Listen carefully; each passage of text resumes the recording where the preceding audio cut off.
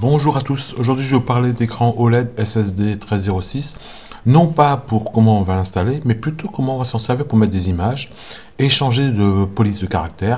Donc vous voyez ici j'ai mis deux images, ici et ici j'ai changé la police de caractère pour écrire en grand. Comme ça j'ai un afficheur un peu plus sympa parce que déjà les afficheurs sont petits. Alors les afficheurs, voilà un exemple que j'ai fait. Donc c'est un thermomètre simplement. Donc j'ai un capteur de température et puis de l'autre côté un affichage. Voilà, c'est simple. Alors cette démonstration-là, je vous l'ai mis en lien, vous verrez, vous retrouverez ça directement pour le tester, en vrai. Alors, pour faire tout ça, qu'est-ce que j'ai besoin? J'ai besoin de connaître les dimensions de mon écran. Donc l'écran, il fait 64 caractères et pixels, si vous préférez, de 00 à 0,63, et puis ici de 0 à 127, puisqu'il y a 128 pixels dans ce sens-là. Ce qui veut dire que les images sont assez petites. Ici, c'est 30 pixels par 47 pixels, par exemple. Ok, donc c'est tout petit, les images.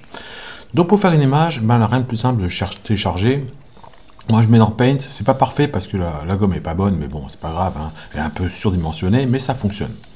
Après la première chose que je vous conseille de faire, c'est redimensionner en format BMP. BMP parce que du coup, et en monochrome, parce que du coup vous aurez, toutes les grilles vont devenir soit blanches, soit noires, et du coup ça permettra de bien vérifier vos pixels s'ils sont bons. Une fois que vous avez fait ça, enregistrez-le, vous allez réduire la taille jusqu'à obtenir une taille qui correspond, qui rentre dans votre système. Moi ici c'était 30 par 47 pixels. Ce chiffre-là, il faut bien le garder. Vous en aurez besoin tout à l'heure. Ensuite, une fois que vous l'avez enregistré en BMP, vous allez utiliser le petit logiciel que j'avais mis sur mon GitHub déjà. Donc vous le récupérez, vous l'enregistrez au bon endroit, vous l'exécutez. Normalement avec Python, ça marche très bien. Vous avez besoin d'une bibliothèque qui s'appelle Pilo, si vous préférez. D'accord, la bibliothèque porte le nom de Pilo. Et donc Pil, ça veut dire ça. Donc c'est un grand standard, c'est très facile à utiliser. Une fois que vous l'avez mis en place, vous l'exécutez, il demande le nom de votre image, ça s'appelle thermo. Je ne précise pas l'extension, il le fait tout seul, et il me sortira un thermo.txt. Dans ce thermo.txt, je vais retrouver ce qu'on appelle un byte array ici, tout ça. Mais en beaucoup plus long, ici j'ai mis 3 petits points parce que c'est très long, c'est très grand, ça génère tous les pixels. Voilà, donc c'est fait. Donc voilà mon image, donc je commence. Maintenant comment on l'installe, c'est super simple. On importe FrameBuffer, on crée une variable, on va récupérer notre thermo.txt. Et dedans, après, je vais fabriquer ça. FB Thermo. FB Thermo, voilà. Et là, j'ai besoin absolument. Bon, je mon thermo buffer, le voilà, c'est le même. Et j'ai besoin des dimensions 30-47, 30-47. Faut pas vous tromper. Si vous vous trompez ici, ça marchera pas. Ok. Ensuite, vous mettez que c'est du monochrome. Et c'est bon, vous avez maintenant un FB Thermo. Donc, il faut suivre ça. C'est pour ça que j'ai besoin de la bibliothèque FrameBuffer. Bon, voilà, vous mettez cette ligne en place. Et c'est bon. Ça marche, vous avez un FB Thermo. Pour vous en servir, vous réutilisez les fonctions de FrameBuffer intégrées directement dans le SSD 1306. Donc vous faites blit et puis votre nom d'objet. Et puis cette fois-ci, vous vous donnez les positions. 10-10, c'est ici. Si vous changez les valeurs, ça va se déplacer comme vous voulez. Si vous voulez faire un jeu vidéo, par exemple, pour déplacer un objet. Voilà, d'accord. Donc il suffira de changer en permanence ces valeurs-là. Mais pas besoin de refaire tout ça. Ça, c'est fait une bonne fois pour toutes. Vous pouvez le faire à l'initialisation. N'oubliez pas de faire un show à la fin. C'est pour ça que tout y est. Et ça fonctionne, vous verrez à l'écran ce qui est dessiné ici. Bon, je vais continuer par vous présenter ce qui est encore peut-être plus utile, c'est les différentes fontes aux polices de caractère.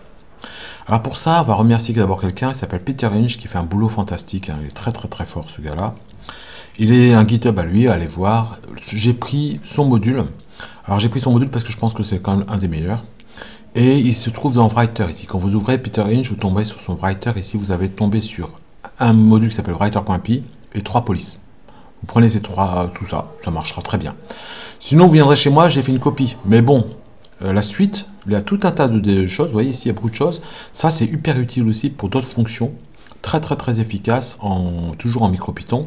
Mais je l'expliquerai dans une autre partie. Ça va servir à fabriquer des polices à partir des polices Windows. C'est quand même pas mal, Alors regardons d'abord writer.py, vite fait, qu'est-ce qu'il y a dedans? Il n'y a pas grand chose. Il y a le positionnement de votre texte, où je positionne mon texte, d'accord? Et il y a le clip. Alors le clip, c'est pour la gestion des retours à la ligne. Si le texte dépasse, qu'est-ce qu'on fait? Est-ce qu'on le coupe et on le met à la ligne, ou est-ce qu'on le coupe définitivement puis plus rien d'autre? Il y a une méthode d'initialisation, bien sûr, donc avec le nom du device et le mode OLED, et puis le nom de la fonte. Et puis il y a la chaîne de caractères qu'on envoie, le texte qu'on envoie, c'est une chaîne de caractères, n'oubliez pas. Et puis il y a quelque chose qui permet de mesurer la longueur de votre chaîne de caractères. Bon, ça peut être utile dans certains cas, mais Moi, j'ai pas eu trop besoin de ça. Donc, si je résume, j'ai mis une police de caractère. Freesamp20.py, c'est une police de caractère. Un peu bizarre comme nom, mais ça s'appelle vraiment comme ça. Le SSD, parce qu'on en avait besoin. Et le writer.py, parce que writer.py, je vous l'ai dit, c'est la méthode qu'on va récupérer ici. Une fois que vous avez mis ça en place, j'ai mis ma police, freesamp20, voilà, puisqu'elle s'appelle freesamp20.py. Je l'ai mis ici. Donc, c'est une version Pi, hein, Python. D'accord, hein, c'est un truc particulier, c'est pas une police standard de Windows. Hein. Et puis j'ai mis writer au-dessus, ou en dessous, comme vous voulez. Et maintenant, je vais m'en servir. À l'initialisation, je vais créer un write. Donc, il demande l'OLED, l'écran, et puis la police qu'on va utiliser. C'était écrit ici, hein. Méthode constructeur, le device, OLED et la fonte. Donc, j'ai mis ça, sans problème. Je lui ai donné ça. Et une fois que j'ai fait ça, maintenant, j'ai fini. J'ai plus qu'à positionner mon texte, où je vais mettre mon texte, ici. Et puis, l'écrire le texte, le contenu dedans. Donc, moi, c'est une constante ici, mais si vous voulez mettre une variable, c'est un str, et puis votre variable. Et voilà, vous l'avez, votre variable. Et ça fonctionne. Je change de police, j'ai mis 19. Je change, j'ai mis calibré 40. D'accord? Calibré 40, c'est une autre fonte. Je change ici, calibré 40. Et puis c'est tout. Tout le reste, ça marche de la même manière. D'accord? C'est super simple, hein, du coup. Hein. Petit rappel, quand même, si vous mettez un /n, ça fait un retour automatiquement à la ligne. Hein. Ça peut être utile aussi dans certains cas, hein, si vous en avez besoin. Je vous ai mis plein de polices. Alors moi, du coup, le réflexe qui était, c'est de dire, si je pouvais trouver d'autres polices plus sympas, ce serait bien. Donc je vous en ai créé tout plein. Parce que le plus compliqué, c'est peut-être de créer ces polices-là. Donc c'est des fichiers .py, hein, on l'a vu ici. Hein. Chaque fois, c'est des fichiers calibrés 20, 40, mais en réalité, ce sont des .py. Donc il faut les trouver, c'est pas facile. Donc moi, je vous en ai fabriqué tout plein. Vous voyez, il y en a plein. Ici, c'est une police qui s'appelle Inkfree 40. 40 pour la taille, hein. Donc du coup, elle marche pas bien pour les chiffres, c'est pour ça que j'ai pas mis les chiffres. Mais pour tous les autres, il y a quand même souvent des chiffres qui sont sympas, voilà. Donc j'ai mis des noms et des exemples. Tout ça, je l'ai mis dans un répertoire qui s'appelle, chez moi, sur mon GitHub, Font OLED, d'accord? Donc vous trouverez 55 polices avec chaque fois. Alors, attention, une police de taille 10, c'est à peu près 10 kg. Une police de taille 20, c'est 20 kg. Une police de taille 40, vous l'avez compris, ça fera 40 kg.